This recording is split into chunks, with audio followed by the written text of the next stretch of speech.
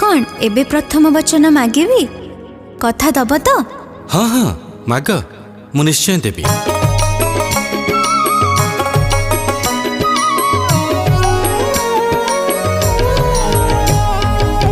प्रथम वचन दिया हे भाभी पति कथा देले दुहे हेबा पति और पत्नी जेबे तुम तीर्थ व्रत करिण जीवा